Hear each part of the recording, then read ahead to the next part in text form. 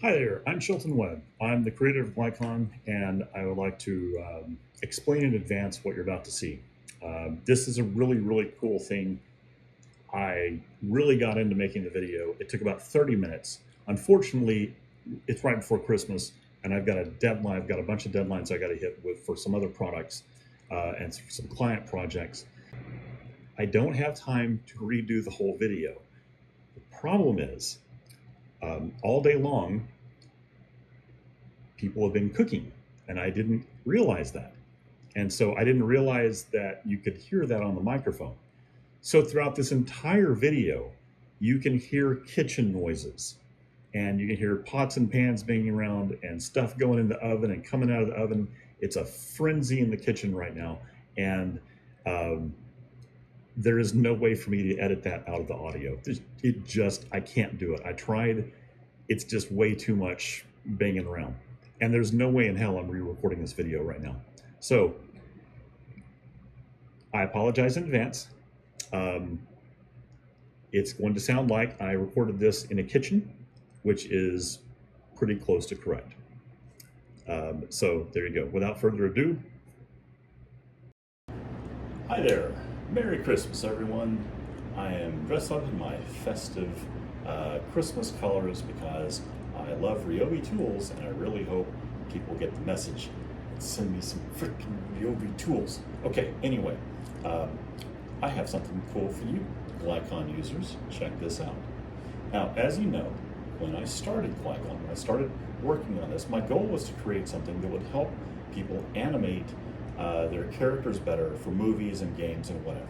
Okay, so starting in this version, you'll be able to bring in your own characters from a variety of sources and animate them and literally become that character, and then animate it and then export it. And your exported animation will fit perfectly into that body when you bring it into whatever program you're going to be using it in. So, for example, if I wanted to bring this into Unreal, I could do that. I could bring in this character that I created with Meshy.ai. That's why it looks kind of wonky. I could bring him in and into here just by dropping him in the avatar folder in Glycon, and then boom, I am that character. I can animate it, I can save that out, and I can stick that into Unreal, and we're good to go. Okay, so I can bring in characters from Meshy.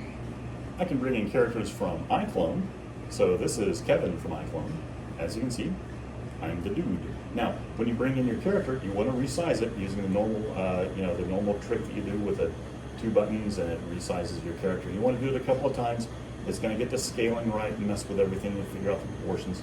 But then you have your character, okay? And then you can act out this character, bring it into iClone or whatever program you're going to be using, and it's just going to fit right in. Now, I've got a little bit of light tracking issue here right now. That's why the hands are a little bit wonky. But generally speaking, it's going to look pretty good. And the cool thing is, it's going to work with your trackers just instantly. You've got your trackers on, it's going to map everything, and it should just work. It's taken me a lot of effort to get it to the point where it just works, but it should just work. So there's another character there. Let's see, I got some pretty good ones here. Okay, so this character is from iClone also, as you can see. I do not have mouth tracking yet. It's coming, we're just not there yet. But right now, you can bring in your own characters, animate them, save that animation out, and it should fit perfectly onto that character in that environment when you send it out. So here's a character from Mixamo. If you've ever used Mixamo, you might recognize this character.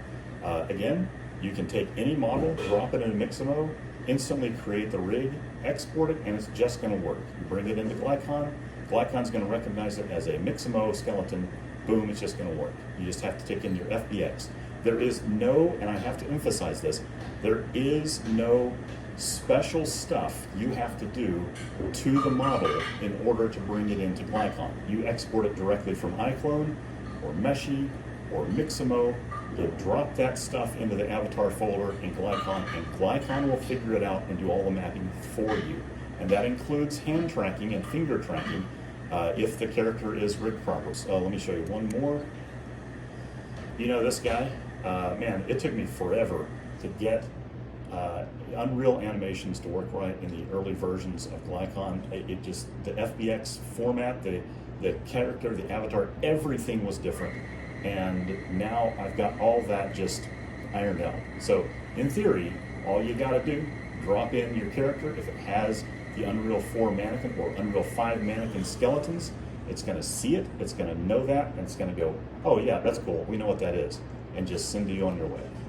So you can take your own drawings and bring them into Meshy, and it will create a 3D model from that. In fact, you can bring in your own models created in something like Midjourney. If you want this really high quality type of, if you want this really quality, if you want something that looks like this, you can make it in Midjourney and bring it into Meshy. All right, again, I can't fix stuff when it kind of didn't look great to begin with. And something is definitely wrong with her face. But if I wanted to spend some time fixing the textures, there's a good chance this model would actually look pretty good. I can't do anything about that hand though. That hand is, that right there is an AI hand if I've ever seen one. Okay, so that's one thing to keep in mind. You're only going to get as good as you bring in. Another thing to know is if you bring in something that has weird proportions, one of the things that I did to help you, the user, is instead of scaling from the head, we're scaling from the hands and the feet. And the reason for that is because your feet are the things that touch the ground, and your hands are the things that you're moving around in front of you. And frankly, most people don't care about whether or not the head is the right height. What they care about is whether or not their hands are going to track where they're supposed to be tracking, and whether or not their feet touch the frickin' ground when they walk around. So all that should be ironed out too. All right, so this is a Meshy character. You can tell because of the fingers. That's right, AI is still bad at fingers.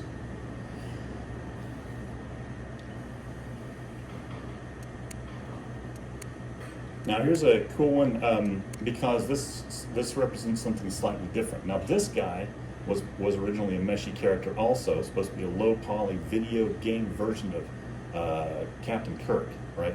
But obviously didn't quite work out right. But one of the things was the texture on the shirt and everything was not embedded in the model itself. I had to extract that, and so one of the things is if you're having problems with a texture, all you got to do is rename the texture to match the name of the model that you put in the avatars folder, and drop that texture in there next to the model. And when Glycon reads it, they'll say, "Oh yeah, that's the name of the file that I just looked at." Okay, cool.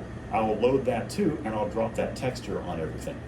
So that's how that works. So like this one was named Captain Kirk, and then the texture was CaptainKirk.jpg. So that's what you got to do.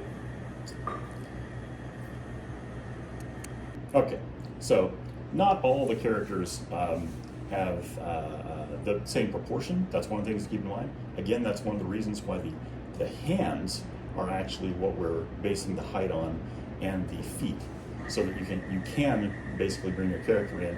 And even if the height is way off where the rest of your characters are, it should still work properly.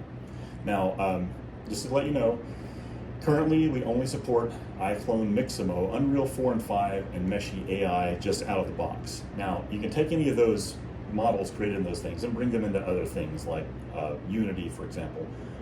Unity doesn't have like a standard skeleton, so I'm not really saying that we support Unity directly, although everything seems to work in Unity. I am going to see about the skeleton guys that they have used as demos in the past and see if we can bring them in and get them to work. Look at that figure. Oh, that's some AI right there, man. Look at that. Yeah. Okay, so other things. Let's see here. Coming soon in the next few versions. I'm not sure how long it's going to take me to get these in, but I'm going to have Daz 3D working. It's almost working now, except I'm bad at exporting models from Daz. Minecraft Steve, we're going to try to bring him in so you can build your own Minecraft. Same with Roblox. You'll be able to bring in a Roblox character and animate it and save it out. Battlefront is coming next also. That almost got into this one, didn't quite make it. And then lastly, we're going to have generic. We'll be able to bring in anything with a rig and assign bones to it, and assign a movement to it, and IK and everything else. And then lastly, we've got After the generic is done, I still have VR chat, which has it's based on Unity assets that I'm going to bring in, and we still are working on the live link straight into other environments that will detect it as a motion capture system. I gotta say, one of the coolest things in the world though is being able to bring in your own models, especially if you've been a 3D artist for a long time, and you bring in one of your own models and you are them. This right here, being able to be your model and walk around as it, I don't know what to tell you. It's amazing. It is simply intoxicating. It's amazing. So if you have a 3D model and you want to see what it's like to be that character, go grab a copy of Glycon. Now this version of Glycon runs on Windows and is going to require Steam VR initially. I'm going to have the Quest version, the Quest native version out soon, but right now you can use a Quest with a link cable into Steam VR and it'll work. And I'll have an Oculus desktop, a Meta desktop version out soon that will give you the finger tracking on the Quest if you're using a link cable. I know it sounds a little confusing, but anyway, we'll get to that another time. But right now, Steam VR, Windows PC, go to glycon3d.com and grab a copy right now and let me know what you think. Thank you, and Merry Christmas. Ho, ho, ho, ho, ho.